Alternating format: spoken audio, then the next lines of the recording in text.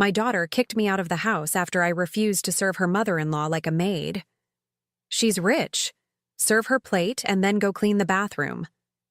I cried in secret, but the action I took afterward left everyone horrified. I'm glad to have you here. Follow my story until the end and comment the city you're watching from, so I can see how far my story has reached. I never thought my own daughter would make me feel so small. At 64, I thought I'd experienced every kind of hurt this world could offer, but standing in Amara's kitchen that evening, watching her fuss over preparations for Harriet's visit, I realized I was wrong. "Mom, make sure the silverware is perfectly aligned," Amara called from the living room where she was adjusting flowers for the third time. "Harriet notices everything, and I need this dinner to be flawless." I ran my fingers along the gleaming forks and knives, making sure each piece sat exactly where it should. My hands trembled slightly, not from age, but from the nervous energy that had been building all day. Harriet Whitmore, Elliot's mother, was coming for dinner.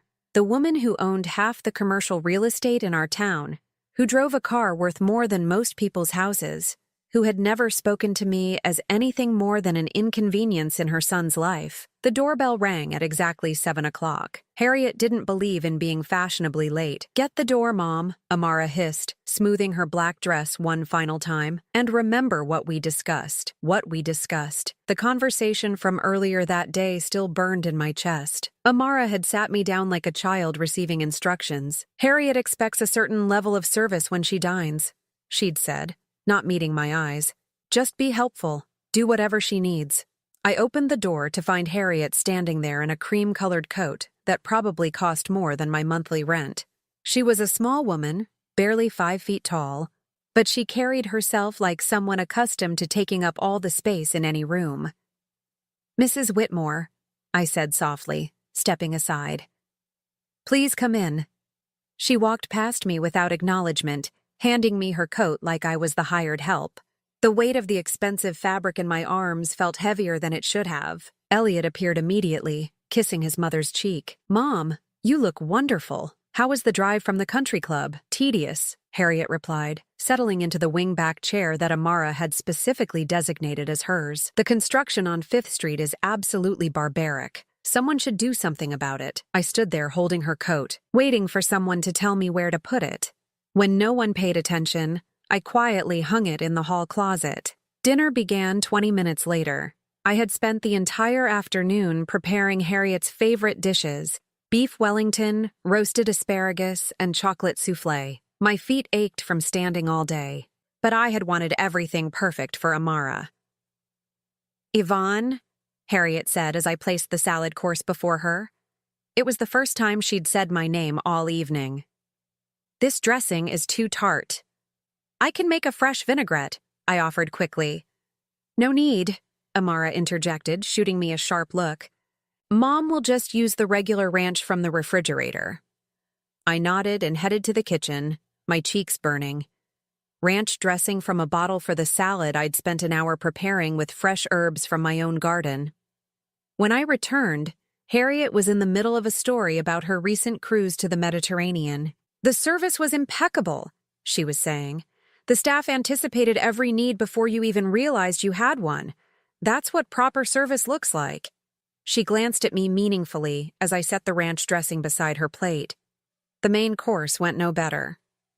Harriet criticized the temperature of the beef, the seasoning on the asparagus, even the way I'd folded the napkins. Each comment felt like a small slap, but what hurt more was watching Amara agree with every criticism. "You're absolutely right, Harriet," Amara said when her mother-in-law complained that the wine glasses had water spots.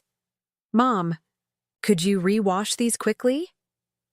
I took the glasses to the kitchen, my hands shaking as I dried each one with a fresh towel. Through the doorway, I could hear them laughing about something. The sound felt sharp against my ears. By the time dessert was served, I felt like a ghost moving through someone else's house. When Harriet's coffee cup was empty, she simply held it up without looking at me, expecting it to be refilled. When she dropped her napkin, she waited for me to notice and replace it. The final blow came as dinner ended. "Yvonne," Harriet said, standing and smoothing her silk blouse. "I'd like to freshen up before I leave. Please ensure the powder room is spotless." My heart stopped. She wanted me to clean the bathroom. Not just tidy up, clean it, like hired help. I looked at Amara, waiting for her to intervene, to say something, anything, to preserve what little dignity I had left. Instead, she smiled brightly. "Of course, Harriet, Mom. Make sure everything is perfect in there. Check the hand towels and make sure the mirror is streak-free." The words hung in the air like a poison cloud. My daughter, the child I had raised alone after her father left, the woman I had supported through college and her early married years, was asking me to scrub toilets for her mother-in-law's approval. I stood there for a moment, feeling every pair of eyes on me. Harriet looked expectant. Elliot looked uncomfortable but said nothing. And Amara looked impatient, as if I were being unreasonably slow to comply. "She's rich," Amara said, her voice taking on an edge when I didn't immediately move. "Serve her properly and then go clean the bathroom. This is important to us, Mom." The words cut deeper than any knife could have. I felt something break inside my chest, something that had been holding me together for years. But I nodded, because what else could I do? This was my daughter's house. Her marriage, her life I was supposedly helping to secure. I walked to the powder room with my cleaning supplies, my vision blurred by tears I refused to let fall. As I knelt beside the toilet with a scrub brush, I could hear them in the dining room, their voices warm and animated now that the uncomfortable moment had passed. But it was what I heard next that shattered what was left of my heart. "She's actually quite useful," Harriet's voice carried clearly through the thin walls. "So obedient. You've trained her well." And then Amara's laugh, bright, pleased, satisfied. "She knows her place. It just took some time to get her there." I sat back on my heels, staring at my reflection in the toilet bowl I'd just cleaned, and finally understood what I had become in my daughter's life. Not a mother. Not family. Just useful. The realization hit me like a physical blow, and I had to grip the edge of the sink to steady myself. Was this what the rest of my life would look like? Being useful until I wasn't anymore? I didn't sleep that night. Every time I closed my eyes, I heard Harriet's words, "So obedient. You've trained her well," and Amara's laugh echoing through my mind like a cruel melody I couldn't shake. By morning, I had convinced myself that maybe I was overreacting. Maybe Amara hadn't meant it the way it sounded. Maybe in the light of day we could talk about what happened and find our way back to being mother and daughter instead of whatever we had become. I found Amara in her kitchen, still in her silk robe, scrolling through her phone while her coffee grew cold. She looked up when I entered, and for just a moment, I saw something soft in her expression.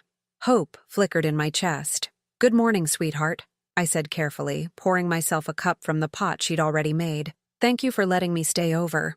I was too tired to drive home last night." She nodded absently, returning to her phone.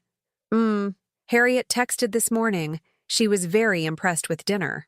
"That's wonderful," I said, sitting across from her at the kitchen island, my hands wrapped around the warm mug, seeking comfort. "Amara, I wanted to talk to you about last night." Her fingers stopped scrolling. "What about it?" I took a breath, choosing my words carefully. I felt a little uncomfortable with how things went, the way Harriet spoke to me, and asking me to clean the bathroom. I trailed off, watching her face. Amara set her phone down with more force than necessary. "Uncomfortable?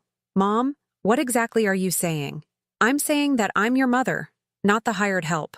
I was happy to cook dinner and serve our guest, but when she started ordering me around and you encouraged it," I stopped, seeing the storm building in her eyes. "Encouraged it?" Amara's voice rose an octave. "I was trying to make a good impression on my mother-in-law. Do you understand how important she is to our future? To Elliot's business connections? I understand that she's important to you," I said quietly, "but I'm important too. I'm your mother."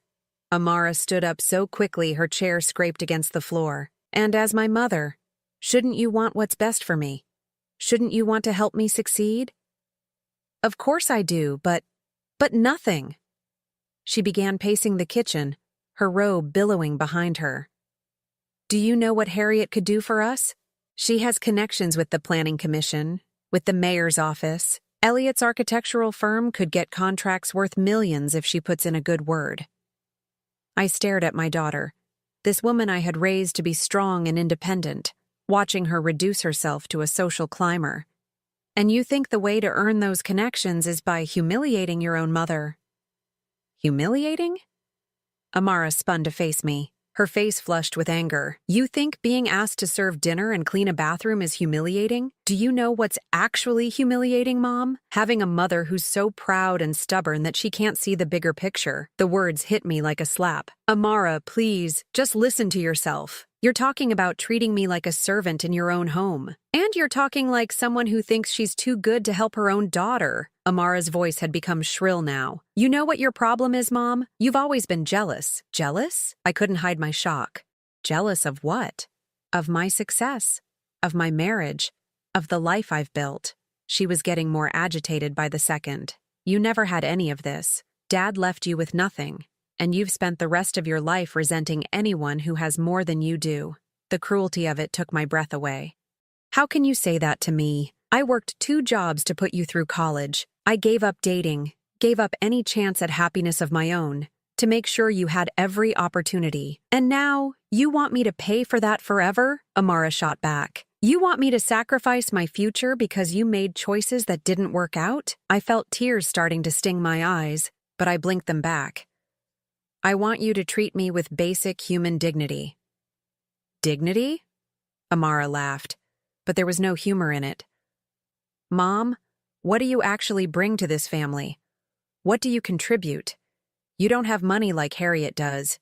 You don't have connections or influence. All you have to offer is service. And you can't even do that without complaining. Each word was like a nail being driven into my heart. This was my daughter.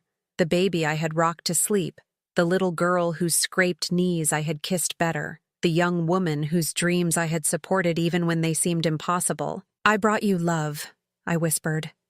I brought you a mother's love. Love doesn't pay the bills, Mom. Love doesn't secure Elliot's future or mine. At that moment, Elliot appeared in the doorway, still in his pajamas, hair messed from sleep. He looked between us with obvious discomfort. Everything okay in here?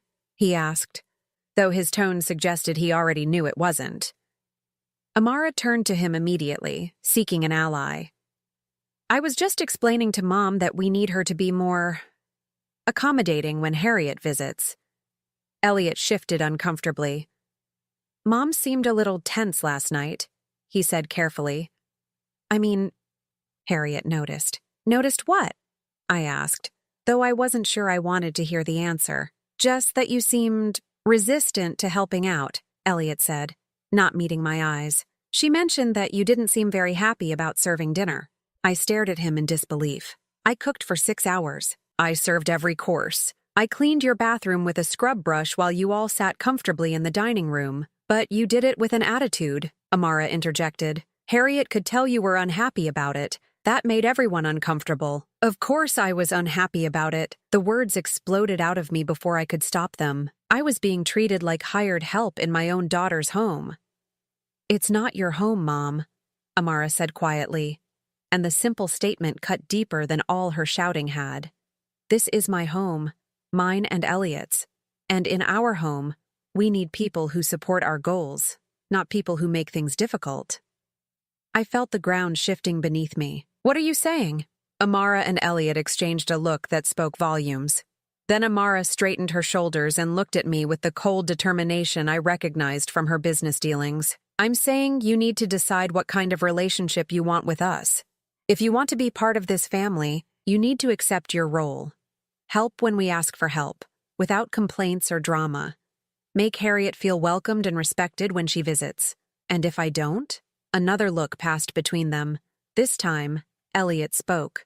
Then maybe it's better if you don't visit when Harriet's here, he said softly. Maybe it's better if you take some time to think about what's really important. The room fell silent except for the ticking of the kitchen clock and the distant hum of the refrigerator.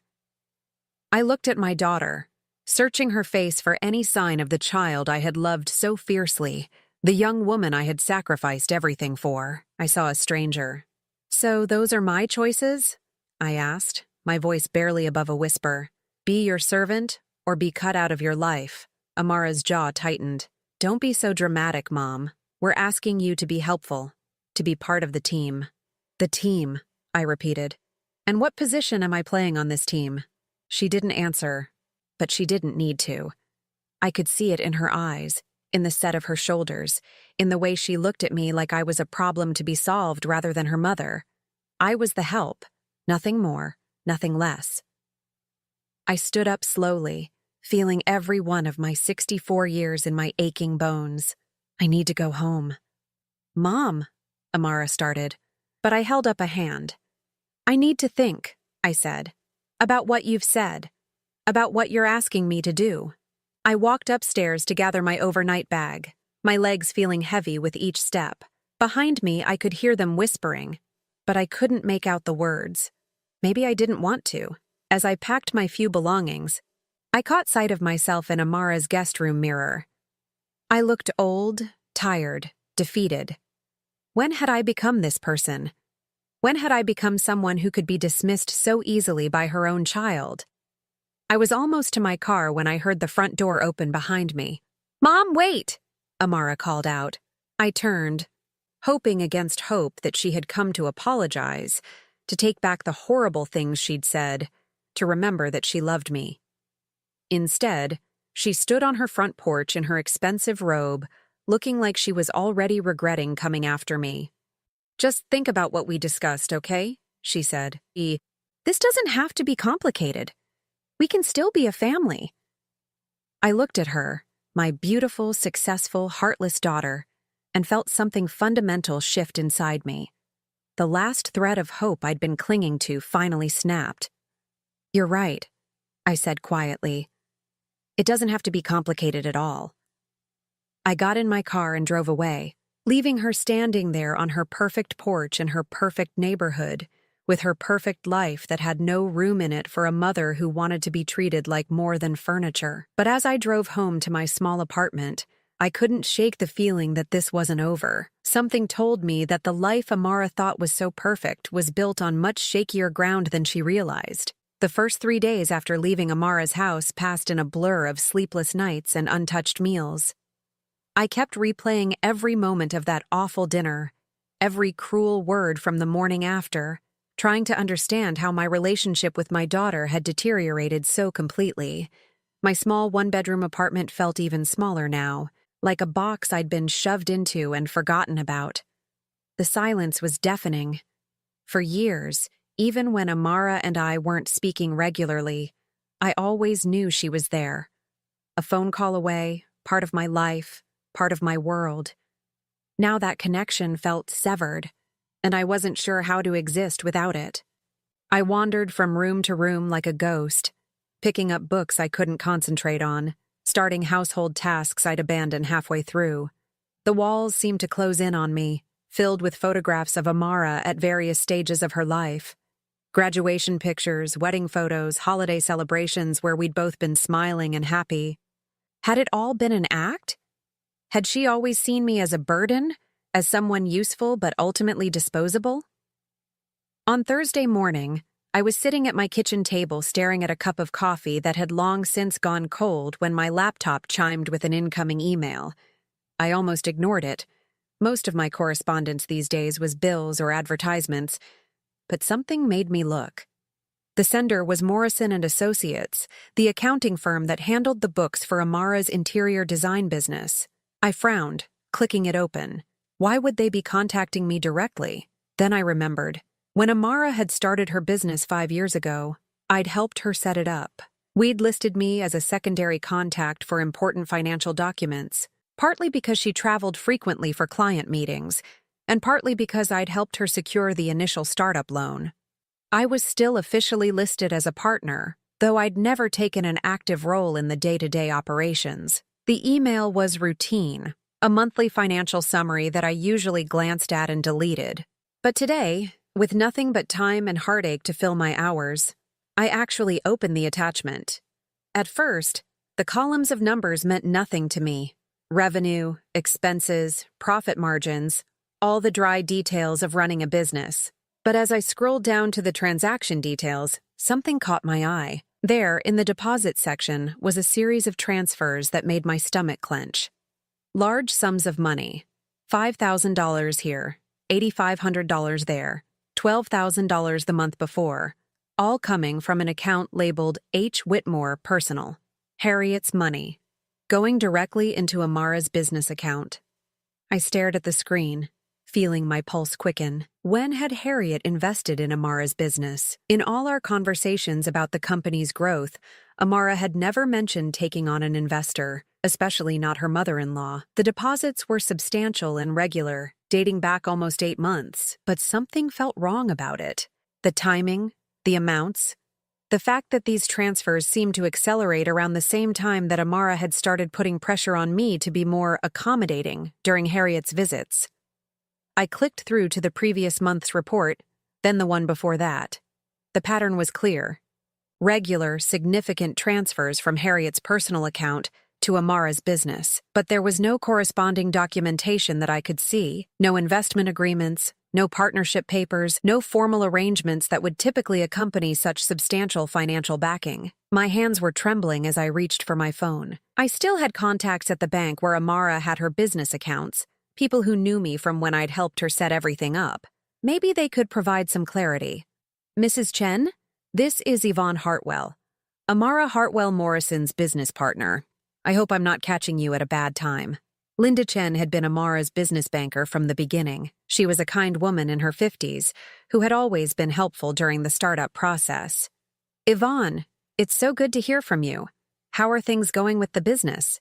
That's actually what I'm calling about, I said carefully. I was looking at our recent financial reports and I noticed some large deposits from H. Whitmore. I wanted to make sure everything was properly documented on our end. There was a pause. The Whitmore transfers? Yes, those have been quite regular lately. Is there a problem with the documentation? Well, that's just it. I don't seem to have any records of an investment agreement or partnership arrangement with Mrs. Whitmore. I wanted to make sure we hadn't missed filing something important.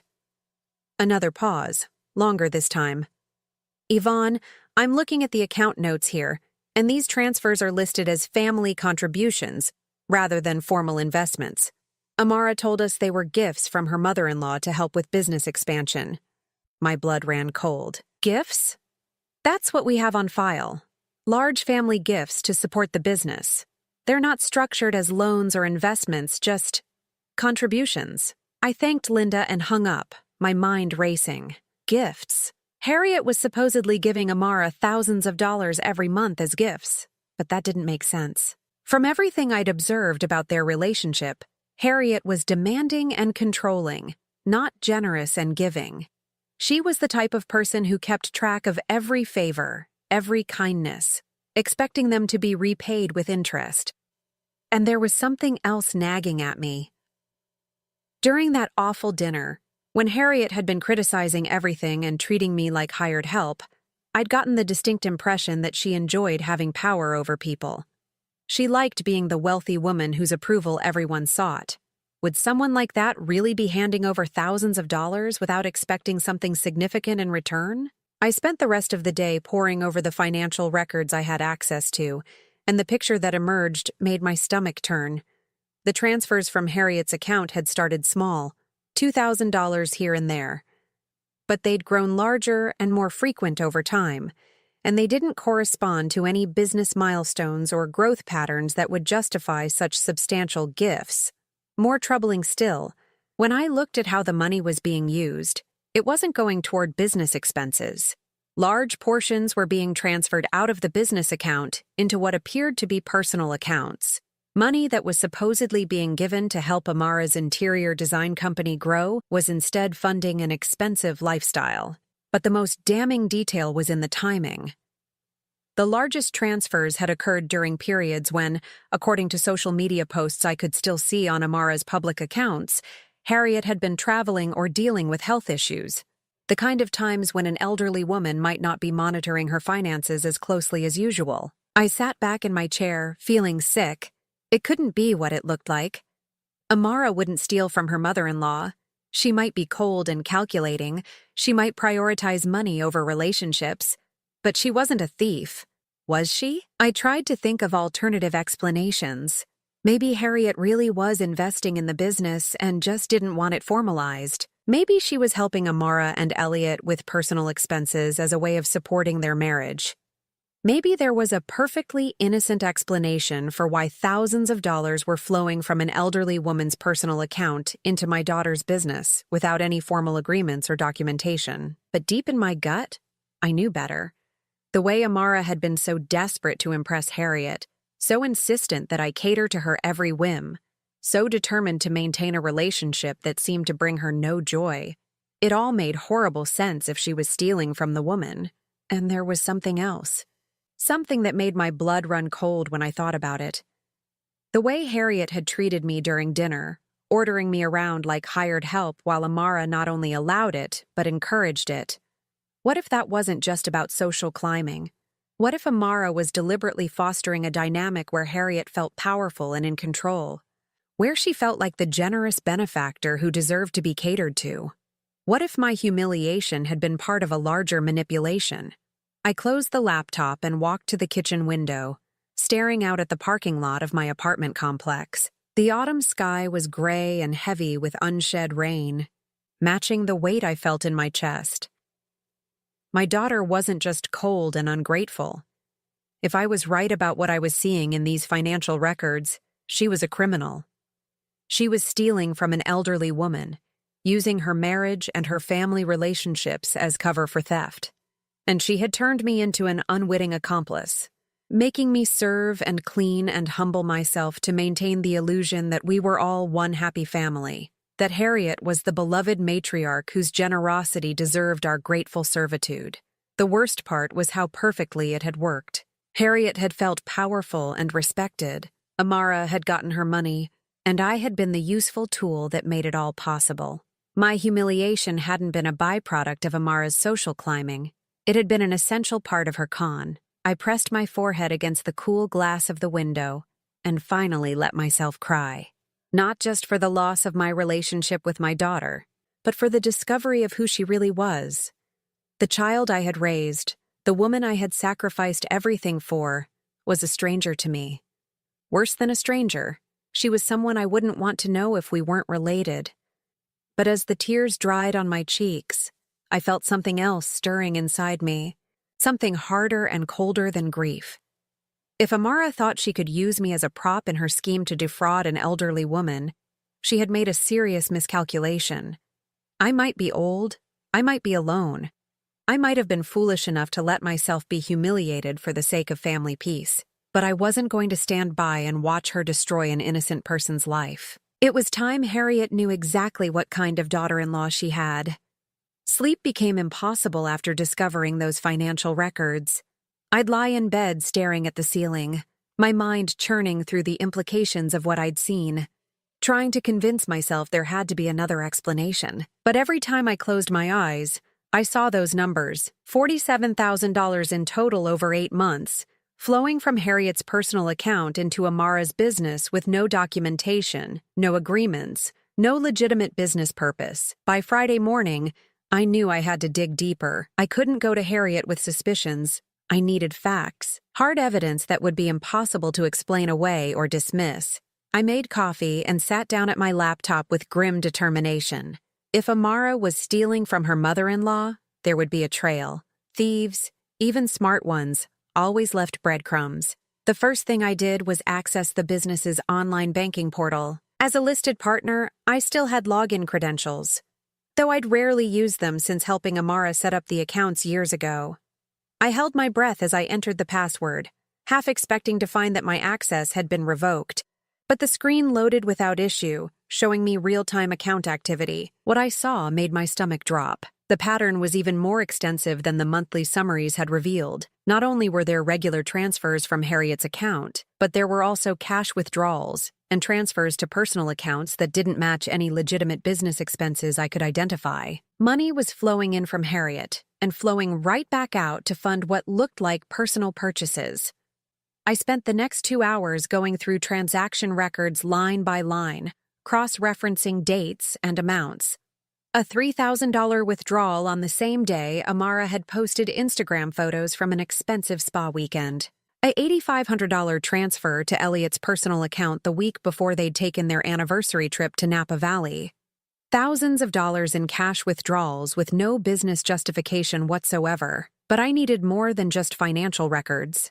I needed to understand how this scheme was working, how Amara was getting access to Harriet's money in the first place. That's when I remembered something that had puzzled me during that awful dinner. Harriet had mentioned several times that she was so grateful that Amara helped her with those confusing financial matters, and that it was wonderful to have someone young and smart handling her complicated affairs. At the time, I'd thought she was just being condescending about Amara's business acumen. Now I wondered if it meant something more sinister. I picked up my phone and dialed a number I hadn't called in months. Riverside Country Club, Member Services. Hello, this is Yvonne Hartwell. I'm calling on behalf of Mrs. Harriet Whitmore. She asked me to confirm some details about her recent account activity. It was a gamble, but people at expensive clubs were used to members having assistants and family members handle routine inquiries. Of course, Ms. Hartwell. How can I help you? Mrs. Whitmore wanted me to verify whether her automatic payment arrangements are still in place. She's been having some confusion about which bills are being paid directly from her accounts. Let me check her file. Yes, I see she has several automatic payments set up. Her monthly membership fees, spa services, and dining minimums are all handled through automatic withdrawal. Is there a specific payment she was concerned about? She mentioned something about business-related payments. She wasn't sure if those were still active. There was a pause. I don't show any business payments in our system, but Mrs. Whitmore did mention that her daughter-in-law handles most of her personal finance management now. You might want to check with the bank directly. My heart was pounding as I hung up. Amara was handling Harriet's personal finance management. That explained how the transfers were happening so regularly and in such substantial amounts. Harriet had given Amara access to her accounts, trusting her to help manage bills and expenses, and Amara was using that access to steal from her. I spent the rest of the morning making careful inquiries, posing as Harriet's representative or family member. What I discovered painted a picture of systematic financial exploitation that made me feel physically ill. Amara hadn't just been given access to one account. She had power of attorney privileges for several of Harriet's financial affairs. She could make transfers, pay bills, and manage investments on Harriet's behalf. It was an arrangement that made sense on the surface.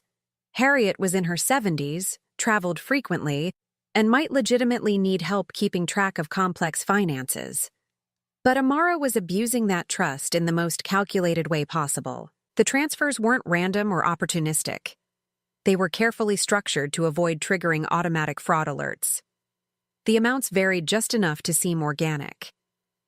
They occurred during times when Harriet was likely to be distracted or unavailable, and they were always labeled as family support or business development, categories that would seem reasonable if Harriet happened to notice them during routine account reviews. It was sophisticated, methodical theft disguised as family financial planning. But the discovery that truly broke my heart came when I found Amara's personal social media accounts, the private ones she thought only close friends could see. Through some careful internet searching and social media cross-referencing, I found posts dating back almost a year where Amara talked about her financial strategy with casual cruelty that took my breath away. Managing the old lady's money is easier than I thought, read one post from 6 months ago. She barely pays attention to where it goes as long as she feels important and in control. Another, from just 2 months ago. The key is making them feel generous and appreciated. Let them play the role of the wealthy matriarch, and they'll fund whatever lifestyle you want. And the one that made me physically nauseous. Sometimes I can't believe how easy this is. She actually thanks me for helping with her finances. If she knew what I was really doing, she'd probably have a heart attack. Lol. I stared at the screen in horror. These weren't the words of someone who had gradually succumbed to temptation or made poor decisions in a moment of weakness. This was a predator talking about her victim with gleeful calculation. My daughter wasn't just stealing from an elderly woman. She was enjoying it. The final piece of the puzzle came from an unexpected source. While I was printing out screenshots of the social media posts, my phone rang. The caller ID showed Elliot's office number. Mrs. Hartwell? This is Janet from Elliott Morrison Architecture. I'm so sorry to bother you, but we have a payment issue we're hoping you can help clarify. My pulse quickened. What kind of payment issue? Well, we've been receiving monthly payments from a Mrs. H. Whitmore for the past several months. The payments are substantial, usually around $4,000, and they're labeled as architectural consulting fees. But Mr. Morrison hasn't done any work for a Mrs. Whitmore, and we can't find any contracts or project records in our system. I felt the blood drain from my face. These payments are going directly to Elliot's firm? Yes, ma'am. We've been depositing them and setting the money aside because we weren't sure what to do. Mr. Morrison keeps saying he'll look into it, but he's been traveling a lot lately and, well, we're getting concerned about the accounting irregularities. How much money are we talking about in total? About $28,000 over the past 7 months. It's a significant amount, and we need to either return it or properly document whatever services it's supposed to cover. I thanked Janet and hung up, my hands shaking. It wasn't just Amara. Elliot was involved too, taking money directly from his mother's accounts under the guise of architectural consulting fees for work that didn't exist. They were working together to systematically rob Harriet Whitmore. I spent the rest of that day organizing everything I'd discovered. Financial records showing the transfers from Harriet's accounts to Amara's business. Screenshots of social media posts revealing the calculating nature of the scheme. Phone records and documentation proving that Harriet's money was being funneled into personal accounts and used for vacations, spa treatments, and lifestyle expenses that had nothing to do with business operations. By evening, I had assembled a comprehensive dossier that painted an undeniable picture of financial elder abuse. But as I sat there looking at the evidence spread across my kitchen table, I felt something I hadn't expected. A deep, crushing sadness that went beyond anger or betrayal. This was my daughter. The baby I had held in my arms. The toddler whose fears I had soothed. The young woman whose dreams I had supported even when money was tight and sacrifices were hard. I had raised her to be strong, independent, and successful. I had never imagined I was raising someone who would prey on elderly people for money. The woman who had humiliated me in her kitchen, who had told me I was only valuable for my service, who had treated me like furniture in front of her victim. That woman was a stranger wearing my daughter's face. But Harriet wasn't a stranger.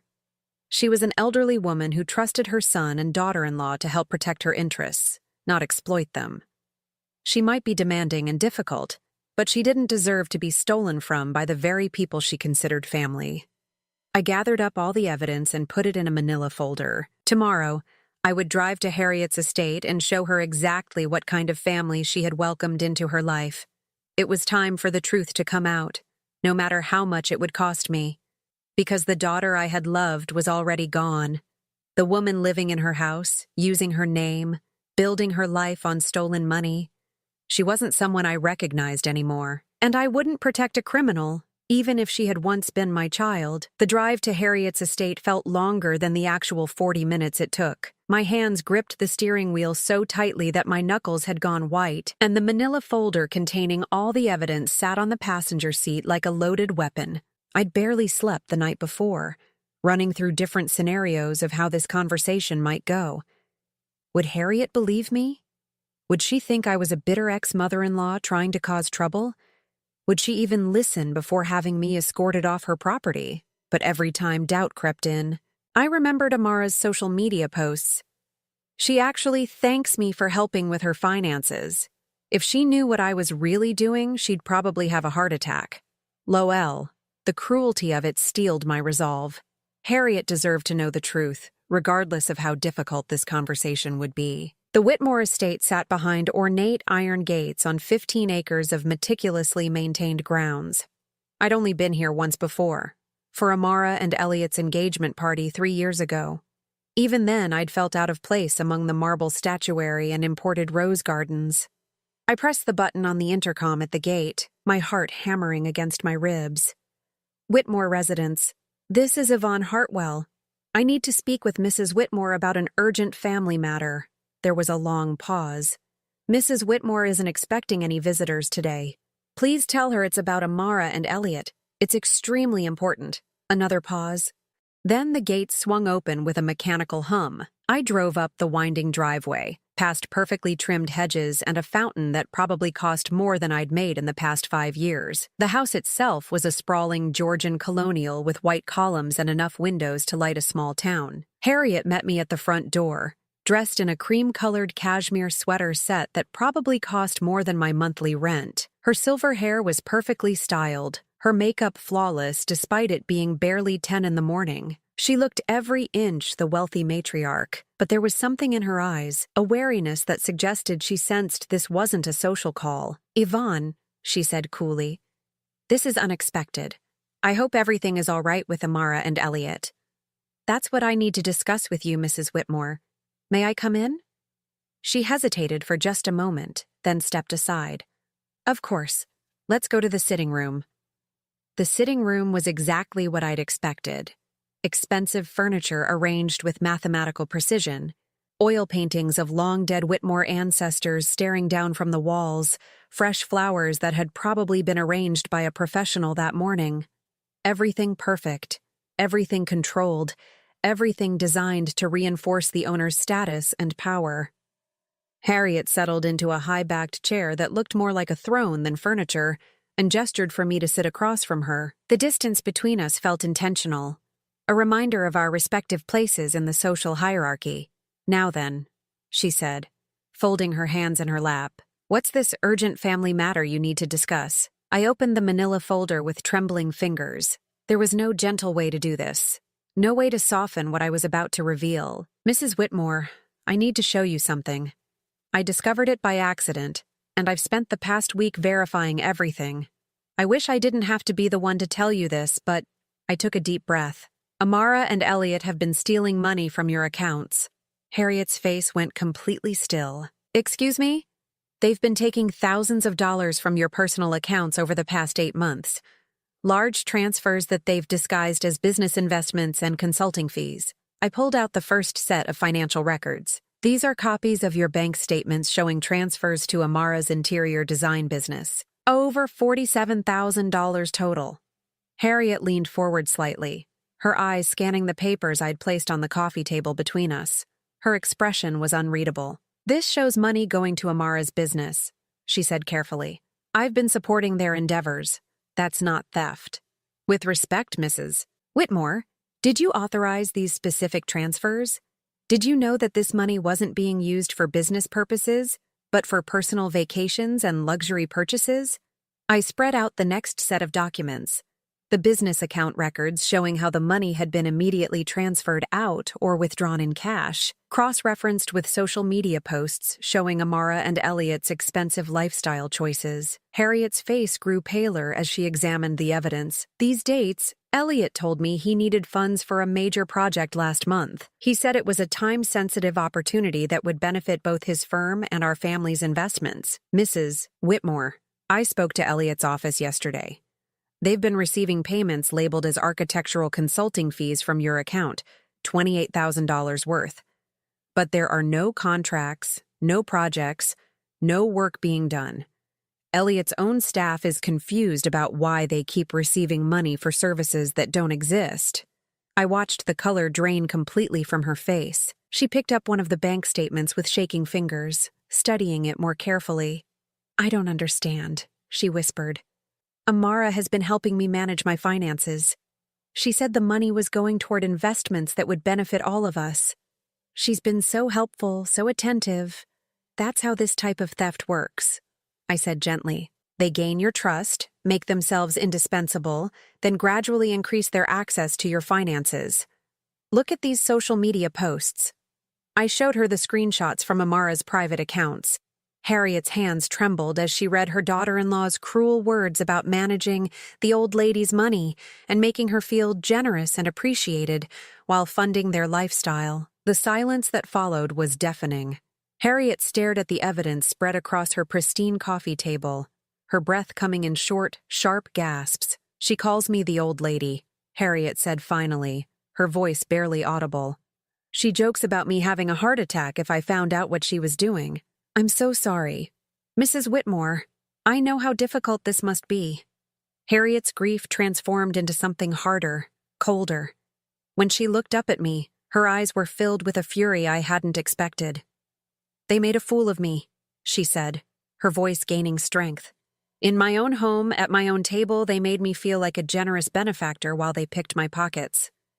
"There's more," I said quietly. "I think the way they've been treating me, the way they insisted I serve you and clean for you during that dinner, I think it was all part of the manipulation. They wanted you to feel powerful and in control, like the gracious matriarch who deserved to be waited on. It made the financial help seem more reasonable, more like something a wealthy patron might do for grateful family members." Harriet's eyes flashed with understanding and rage. "They used you. They used both of us. Yes. And I think they plan to continue doing it indefinitely." Harriet stood up abruptly, pacing to the window that looked out over her manicured gardens. When she turned back to me, her expression was steely with determination. "How much total?" she asked. I consulted my notes.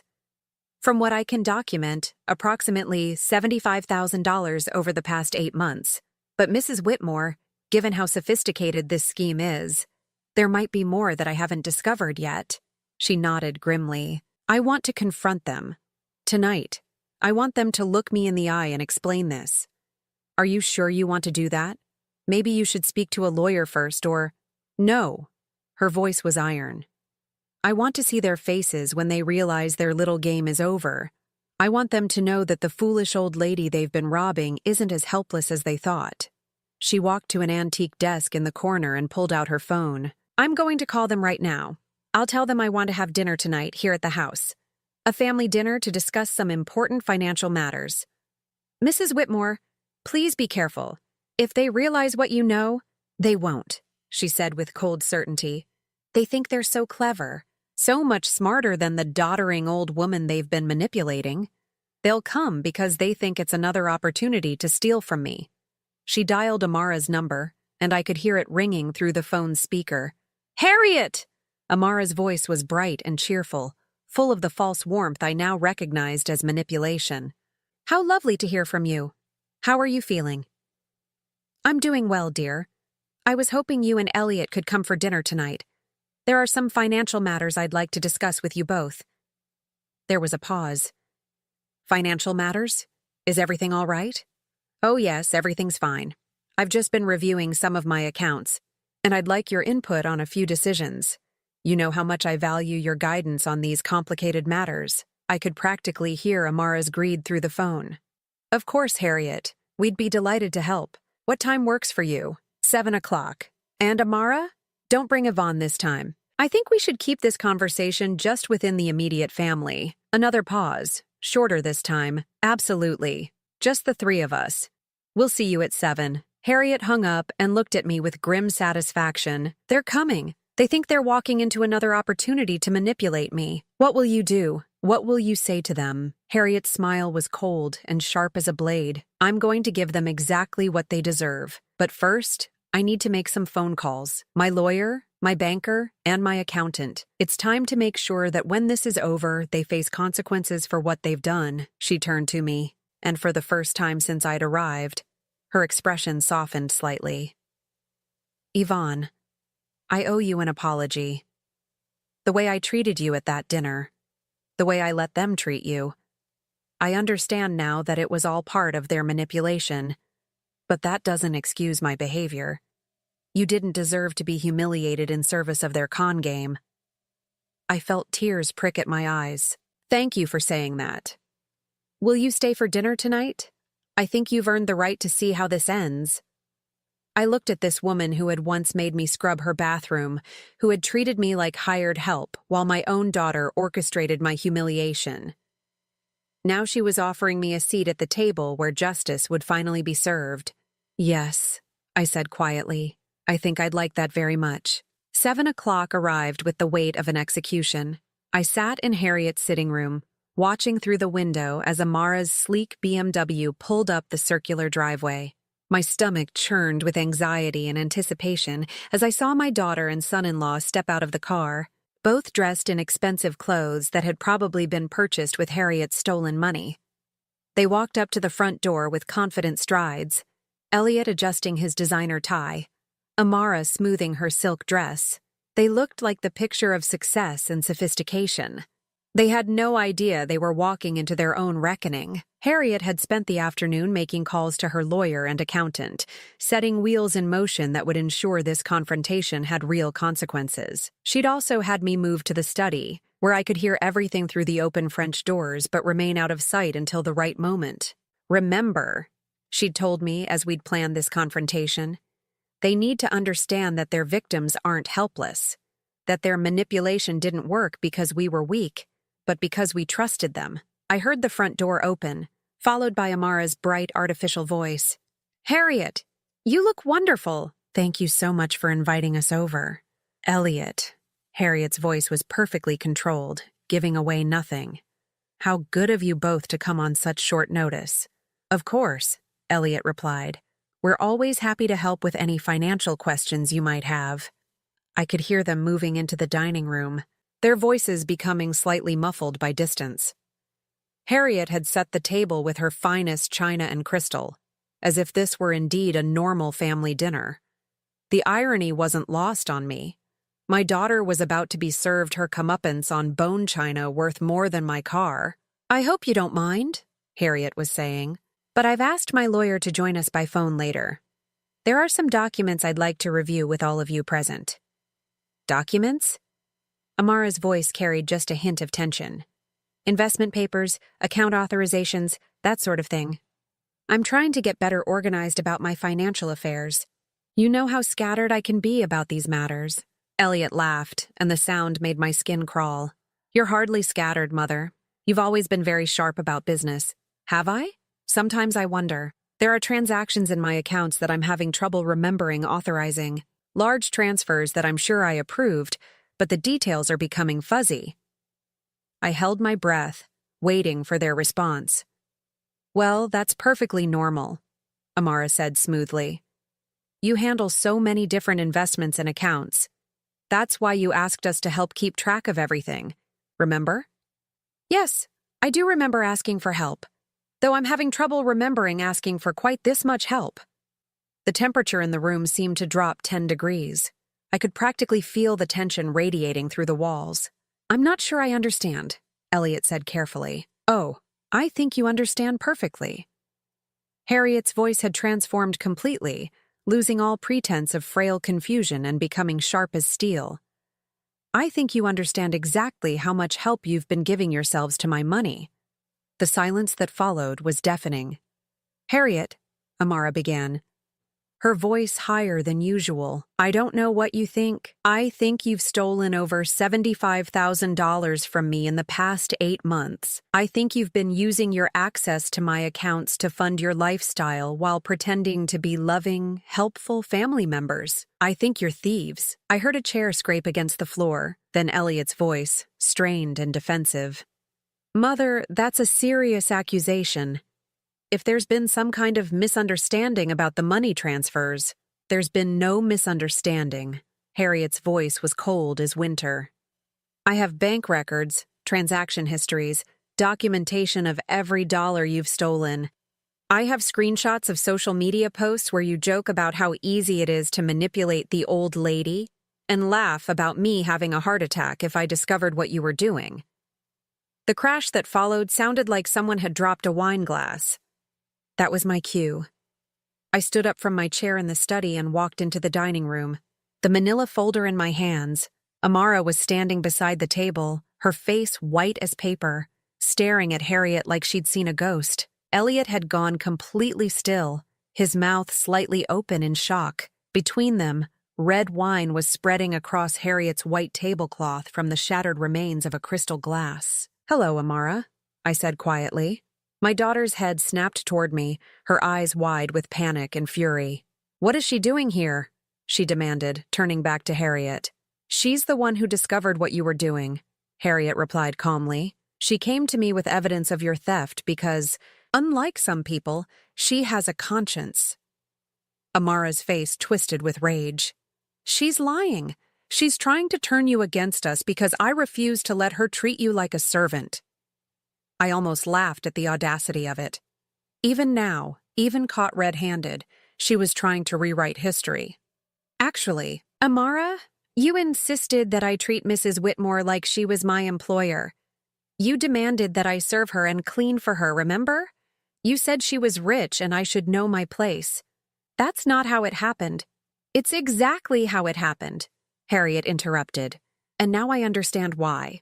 You were conditioning me to feel powerful and superior so I wouldn't question the financial help I was supposedly giving you. You made me feel like a generous benefactor while you robbed me blind. Elliot finally found his voice. Mother, please, if you just let us explain. Explain what? Harriet's fury was building now, no longer contained by her aristocratic composure. Explain how you've been stealing from your own mother? Explain how you created fake consulting fees to funnel my money into your personal account? Explain how you laughed about my potential heart attack while you picked my pockets? I placed the manila folder on the table and spread out some of the evidence we'd compiled: bank statements, social media screenshots, records of fraudulent transactions. It's all here, I said to Amara and Elliot. Every transfer, every lie, every cruel joke at Harriet's expense. Did you really think you could get away with this forever? Amara's shock was transforming into desperate anger. You bitter old woman, she hissed at me. You couldn't stand that I had a good life, so you decided to destroy it. You destroyed it yourself the moment you decided to become a thief. I provided services. I helped manage her finances. You stole $75,000, I shot back. You called her the old lady behind her back and laughed about how easy she was to manipulate. Elliot was looking frantically between his mother and wife, clearly calculating his options. Mother, I think there's been a terrible misunderstanding. If some money was transferred inappropriately, it was without my knowledge.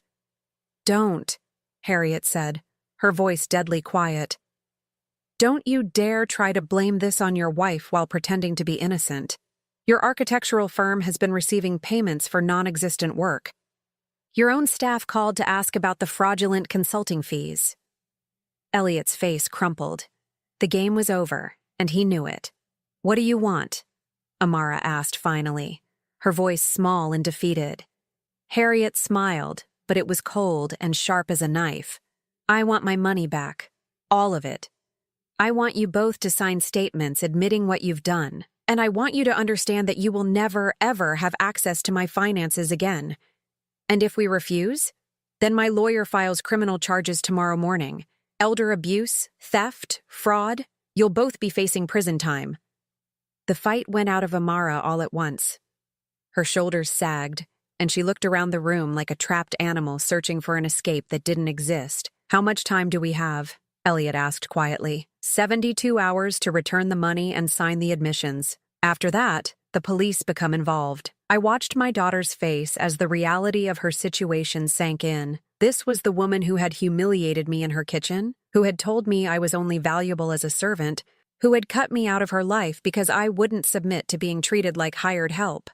Now she was the one being humiliated, being forced to face the consequences of her own cruelty and greed. I should have felt triumphant. I should have felt vindicated. Instead, I felt sad. This broken, desperate woman was still the child I had raised, the daughter I had loved. Even knowing what she'd done, even understanding who she really was, part of me grieved for the person I'd thought she could be. But a larger part of me felt something I hadn't experienced in years: self-respect. Harriet looked at me across the ruined dinner table, and in her eyes I saw not the imperious woman who had once ordered me to scrub her bathroom, but a fellow survivor of my daughter's manipulation. Yvonne, she said formally, I owe you more than I can express, not just for exposing this theft, but for showing me that I deserve better than to be surrounded by people who see me as nothing more than a source of money. Amara looked between us with something like horror, finally understanding that she'd lost more than just her victim. She'd created an alliance between the two women she'd tried to pit against each other. Mom, she said, turning to me with tears in her eyes, please, I made mistakes, but I'm still your daughter.